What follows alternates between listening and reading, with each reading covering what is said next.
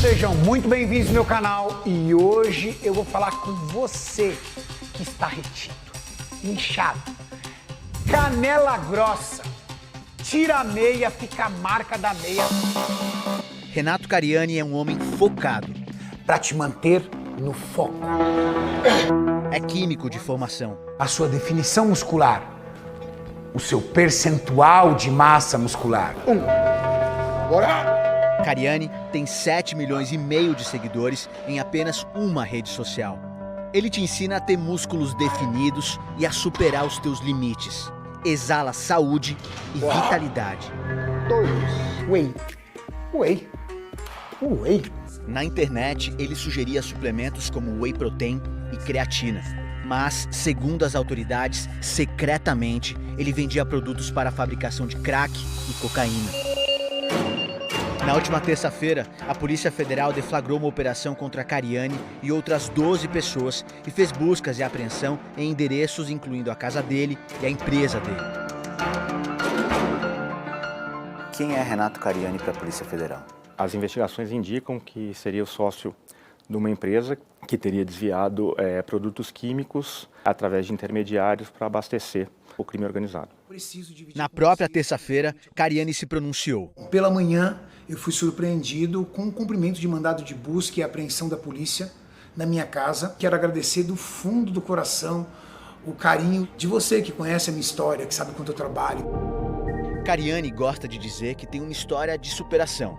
Quando criança, sofri bullying na escola, porque eu era uma criança gordinha. E aí eu busquei na musculação uma forma de mudar o meu corpo e melhorar minha autoestima. Ele se tornou fisiculturista, tem mais de 50 títulos e é empresário.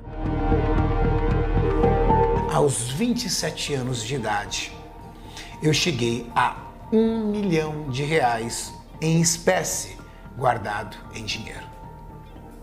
Ano de 2007. Em 2008, virou sócio da Anidrol, empresa localizada em Diadema, na Grande São Paulo, e alvo da Polícia Federal. As autoridades acreditam que a Anidrol tenha vendido produtos químicos controlados para o tráfico, mascarando esses desvios como se tivessem sido transações legais com grandes indústrias químicas. A polícia fez uma estimativa desses repasses para o crime, considerando apenas as transações fictícias para uma dessas empresas. Olha só. A Anidrol vendeu 3 tipos de solventes. Os 2.050 litros no total podem produzir 1.640 quilos de cocaína. A empresa também comercializou substâncias em pó, que podem servir para adulterar a cocaína.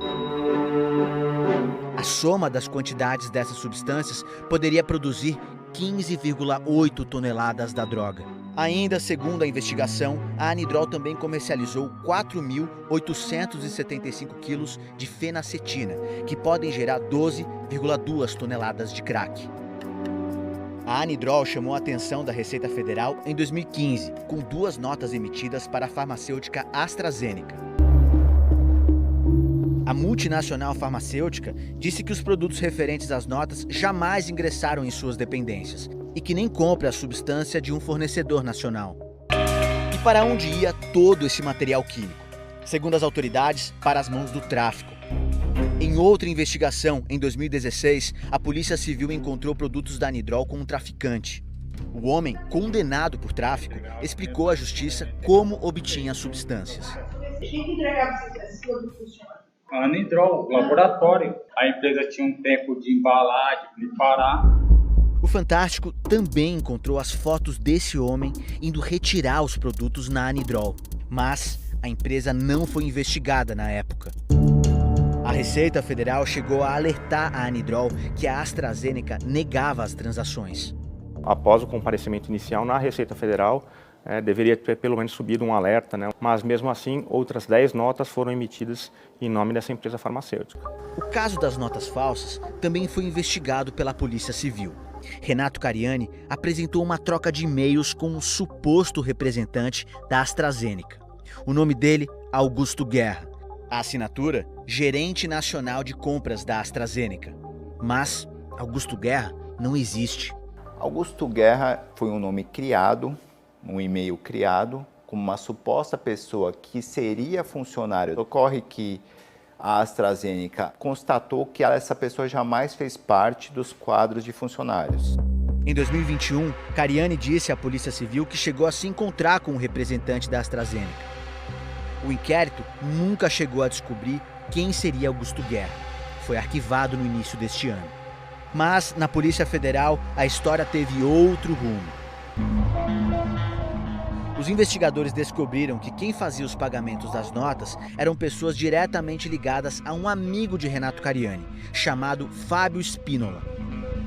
Segundo a polícia, foi ele quem criou o e-mail falso do personagem Augusto Guerra. Dados de um e-mail com esse nome estavam no celular de Fábio. Havia também 2 recibos bancários de pagamento da criação desse e-mail.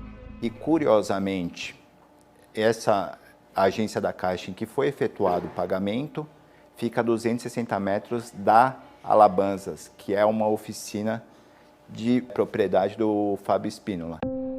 Mas quem é Fábio Spínola? Para essa pergunta, Cariani e os investigadores têm respostas diferentes. O Fábio é um empresário de Diadema, dono da maior loja, da loja referência na cidade para a área automotiva. Essa é a atividade econômica que eu sempre conheci o Fábio. Quem é Fábio Spínola? Fábio Spínola é o grande intermediador de todo o esquema. Ele é o elo de ligação com os traficantes. Em maio deste ano, Fábio foi alvo da Operação Downfall, que desarticulou uma quadrilha de tráfico que usava mergulhadores para colocar droga no casco de navios. Ele foi investigado pela Polícia Federal de Curitiba como pertencente a uma organização criminosa que atuava principalmente nos portos brasileiros, responsável por exportar quantidades elevadas de cocaína para a Europa e Ásia. Era conhecido como Fabinho Superman.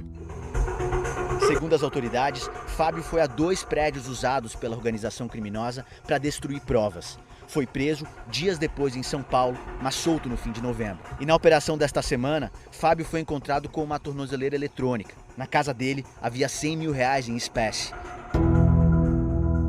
A defesa dele diz que o inquérito tramita em segredo de justiça, mas destacou que Fábio é inocente.